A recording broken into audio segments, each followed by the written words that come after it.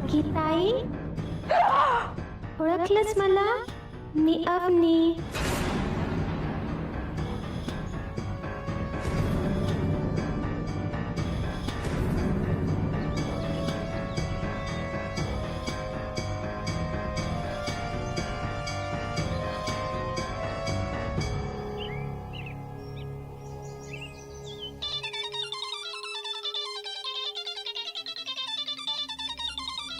हाँ बोला जोशी. काय?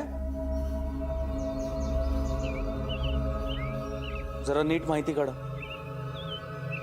नक्की का? बरं ठीक आहे, अजून काही माहिती मिळाली तर मला कळवा. हां. काय झालं? या समिधाला जे पैसे ट्रान्सफर केले होते त्यातले तिने काहीच पैसे वापरले नाही. काय? हो.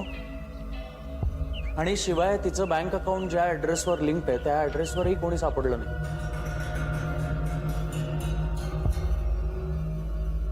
तू टेन्शन नको घेऊस. आपण पोलीस कंप्लेंट करूया.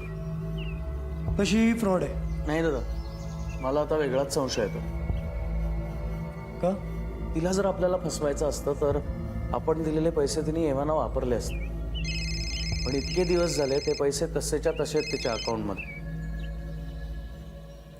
मेहतांचा फोन. मग उचल ना, बोल ना त्यांच्याशी. नाही, नको असू. दादा तू पुन्हा तेच करतोयस. मी कालच बोललो होतो तुला, जितक्या वेळा तू त्यांचा फोन अवॉइड करशील तितक्या वेळा ते तुला फोन करतील आणि त्याचा त्रास तुलाच होणार. उचलायचंच ना. नाही ठीक आहे, तसाही फोन कट झालाय. असू दे. साहेब राजू शेटनी पाठवलंय. हां, पेंटिंगच्या कामासाठी आलात. हो साहेब. 2 दिवसात अख्खं घर पेंट करायचं आहे. शिवाय सगळं फर्निचर पॉलिश झालं पाहिजे. होईल? प्रयत्न करतो साहेब. नाही, प्रयत्न नाही, हे काम झालंच पाहिजे. याच शब्दावर तुमच्या राजू शेटने ऍडव्हान्स घेतलाय माझ्याकडून. ठीक आहे साहेब, होऊन जाईल काम. गुड. चला तुम्हाला बंगला दाखवतो. या.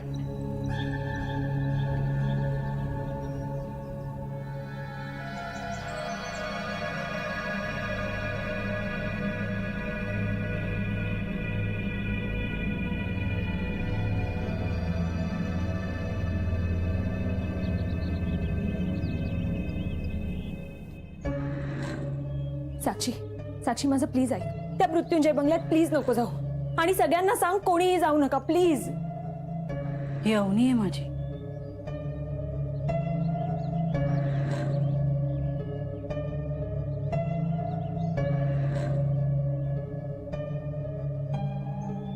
गाडगे, डॉक्टर देसाई आलेत साक्षीला तपासायला.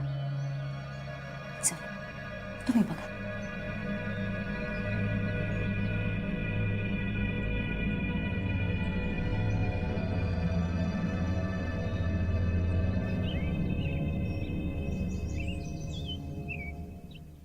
हा, तिथे आत नीट ठेवा. फायनली सुरुवात झाली म्हणायची. आज पेंटिंग उरकतील, उद्या सगळं फर्निचर पण घेतील पॉलिशिंग.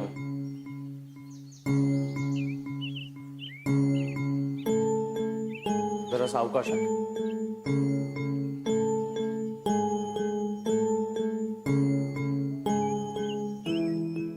दादा तुला एक सांगू, मला या घरात आल्यापासून असं वाटतंय की या घरात आपण एकदा शिफ्ट झालो की आपल्या आजोबांसारखं वैभव पुन्हा येईल आपल्याकडे.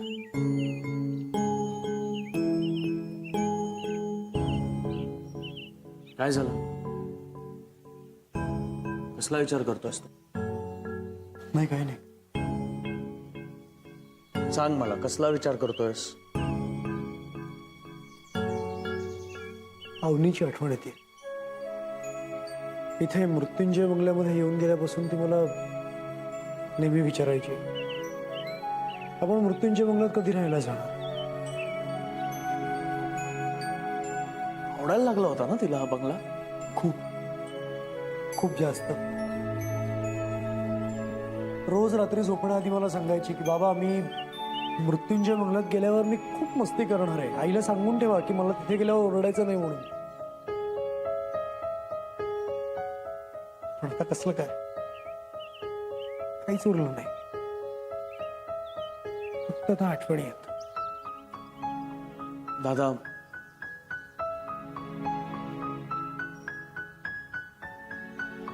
समजू शकतो काय होत आहे तुला. काय अवनी गेल्याचं दुःख आहे सगळ्यांनाच, पण आपल्याला पुढे जावं लागणार ना दादा.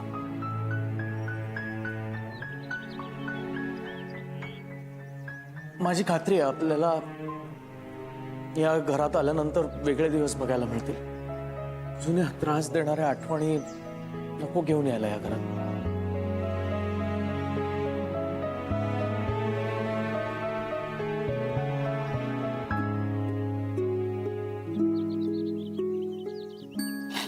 खूप मोठ्या माणसांसारखं बोलतोस तू.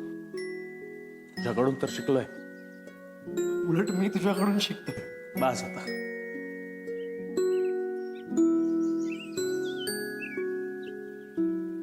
तुला बाकी काही काम आहे का आज? नाही का? बरेच दिवस झाले आपण दोघांनी एकत्र काही केलं नाहीये ना, आणि आपण एकत्र आल्यानंतर काय काय करू शकतो हे तुला चांगलंच माहिती. चल ब्रश घे.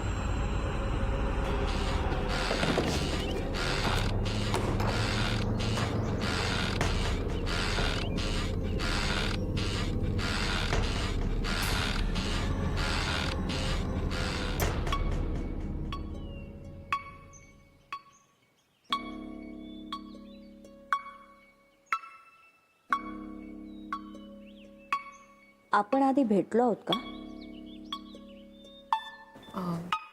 हो, पण मे बी तुम्हाला आठवणार नाही, कारण बरेच दिवस झाले आणि अगदी थोड्या वेळासाठीच भेटलो होतो आपण. तू पत्रकार आहेस ना? हो. छान. क्षितिज जे त्या दिवशी बोलला तर तू मनावर नाही ना घेतलंस? अहो नाही, अजिबात नाही. आता तुमच्या सगळ्यांचीच काय मनस्थिती असेल मी समजू शकते.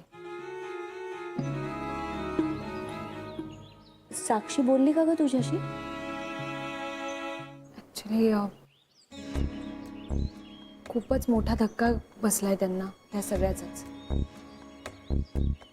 मी केला त्यांच्याशी बोलण्याचा प्रयत्न, पण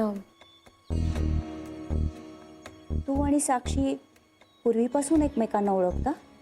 हल्लीच ओळख झाली आमची. कशी काय? काही दिवसांपूर्वी अवनी हरवली होती, तर ती मला आणि माझ्या एका कलिगला सापडली. तूच आधी अवनीला शोधलंस ना? मग आताही आण ना अवनीला शोधून. खूप उपकार होतील आमच्यावर. साक्षीची अवस्था बघवत नाही ग. खूप मोठा धक्का बसलाय तिला. मला तिची खूप काळजी वाटते. मला तर समजतच नाही कसं या घरात वावरायचं. पावली अवनीची आठवण येते. म्हणून तर आम्ही आता हे घर बदलायचं ठरवलं. निदान तिथे तरी साक्षीला बरं वाटेल.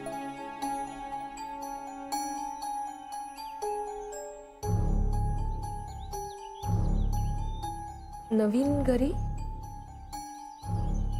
म्हणजे? माझ्या मुलांनी नवीन घर घेतले,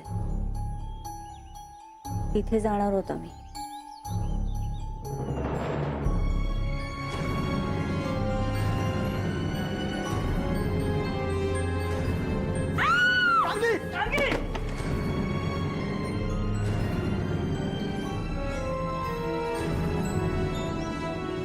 कारकी ताई, ओळखलंच मला? मी अवनी. हा माझा नवरा म्हणजे त्याचा भाऊ. प्रिया आई आहे मी त्याची. काय झालं? नाही, काही नाही. तू करशील आम्हाला मदत? कसली मदत? वैजू सांगत होती की साक्षीने ऐकलं होतं तुझं, निदान 2 घास तरी खाल्ले तिने. तू अशीच येत जा ना आमच्या घरात, ह्या घरातही आणि नवीन घरातही. येशील ना?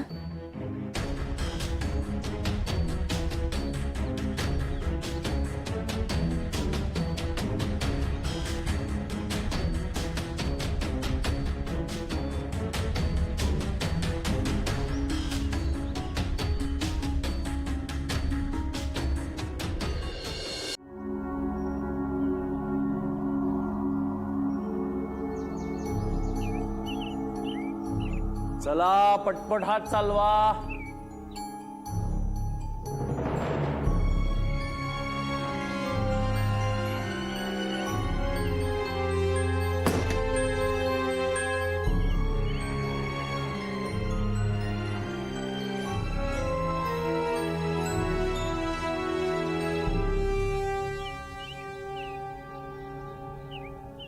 माफ करा साहेब, शिडीवरून पाय घसरला.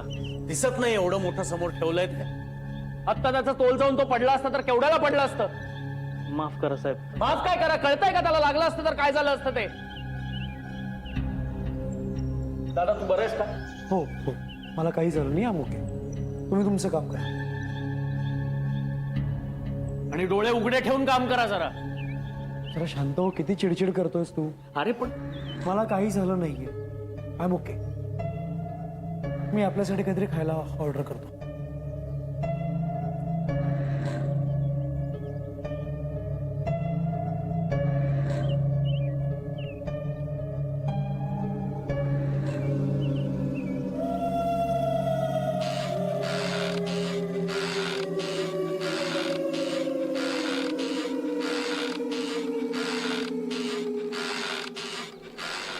घरी कोण असतं? आई बाबा आणि मी. अच्छा, काय करतात आई बाबा? माझे बाबा टेलिफोन एक्सचेंजमध्ये जॉबला आहेत आणि आई हाऊसवाईफ आहे. डॉक्टर आले.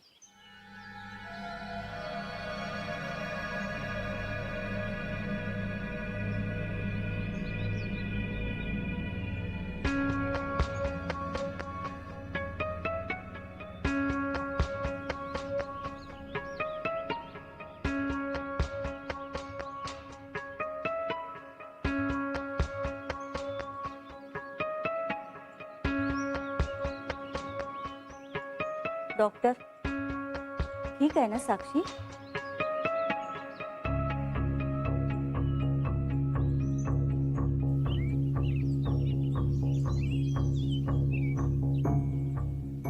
तशा ठीक आहेत, पण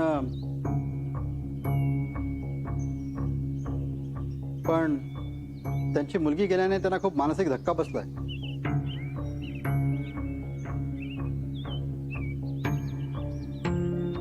यातून सावरणं कठीण आहे. म्हणजे आता काहीच उपाय नाही का? आता सगळं त्यांच्या इच्छाशक्तीवरती आणि तुम्हा लोकांवरती अवलंबून आहे. तुम्ही सगळे मिळून त्यांना ह्यातनं बाहेर काढू शकता. त्यांच्याशी पॉझिटिव्ह बोलत राहा. म्हणजे नेमकं काय करायचं डॉक्टर? त्यांच्या मुलीचा मृत्यूचा विषय टाळा. त्यांना भास होतोय त्यांची मुलगी त्यांच्या सोबत आहे. कदाचित त्या हिंसक सुद्धा होऊ शकतात.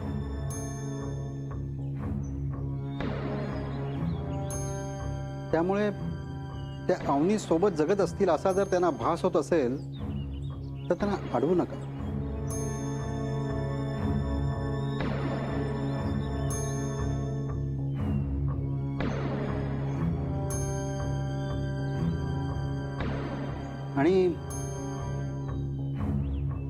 आणि त्या जेव्हा नॉर्मल असतील तेव्हा त्यांना शांतपणे समजावण्याचा प्रयत्न करा. बाकी काही नाही.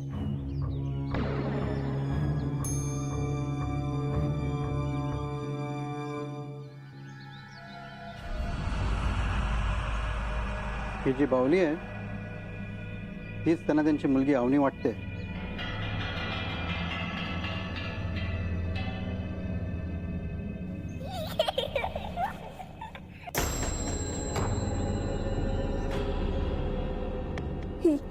या बावलीने काय झालं? या बावलीने हो, ही बाहुली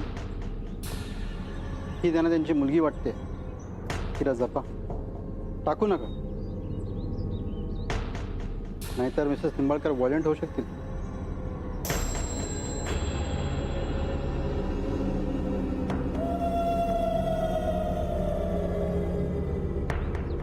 येतो.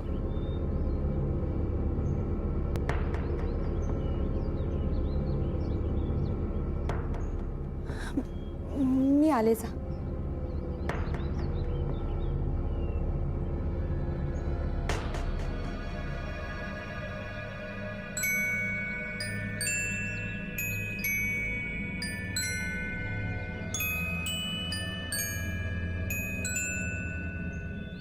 डॉक्टर येस, सगळं ठीक आहे ना? हो, म्हणजे आत्ताच सांगितलं ना तुम्हाला. पण मग तुम्हाला एवढा घाम का फुटलाय? घाम म्हणजे घाम फुटू शकत नाही मला. नाही तसं नाही, पण मला असं वाटलं की मे बी तुम्ही कशाला तरी घाबरताय. नो, ब्लड प्रेशरचा प्रॉब्लेम आहे मला. होतं असं कधी कधी. नक्की? हो, पण तुम्ही असं का विचारता? नाही, मला असं वाटलं म्हणून. मला सांगा, आत्ता तुम्हाला साक्षी काही बोलली का? म्हणजे असं काहीतरी ज्यामुळे तुम्ही कदाचित घाबरला असाल. अरे, तुम्हाला सांगितलेलं कळत नाही का? काही नाही झालेलं. आणि तुम्ही मला विचारण्यापेक्षा मिसेस निंबाळकरांची काळजी घ्या ना.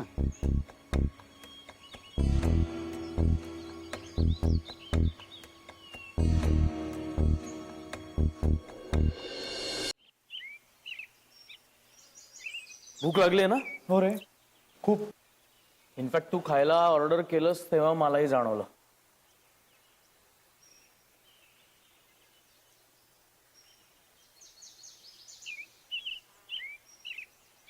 वाह, साहेब, ही बॅग वरच्या घरात सापडली. थँक्यू. कोणाची?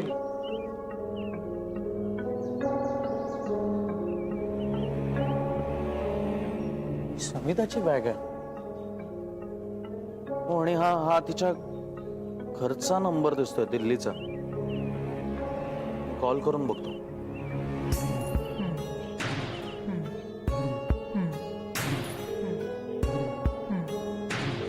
हेलो. हॅलो. हाँ जी, बोलिए. हा, समिताच्या घरचा नंबर आहे का? हो. मला जरा तिच्याशी बोलता येईल का? समिधा? समिधा नाहीये इथे. नाहीये म्हणजे?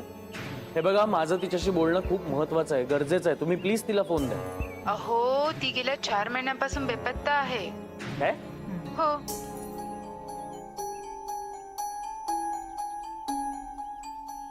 पण तुम्ही का तिच्याबद्दल विचारताय? पण ती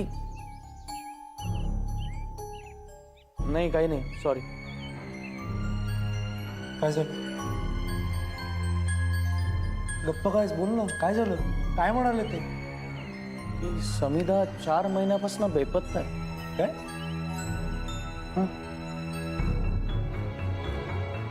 तिच्या घरच्याला माहित नव्हतं की ती इथे काम करते? त्यांच्या बोलण्यावरनं तरी आत्ता तसंच वाटतंय. हे प्रकरण काय आहे नक्की?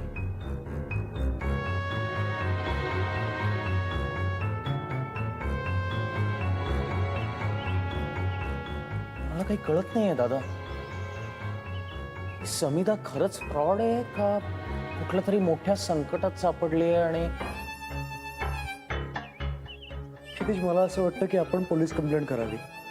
हे सगळं प्रकरण आपल्या गळ्याशी येईल. नाही तर मी बघतो. अजून काही इन्फॉर्मेशन मिळते का त्याच्यात? मी बघतो, तू खा ना.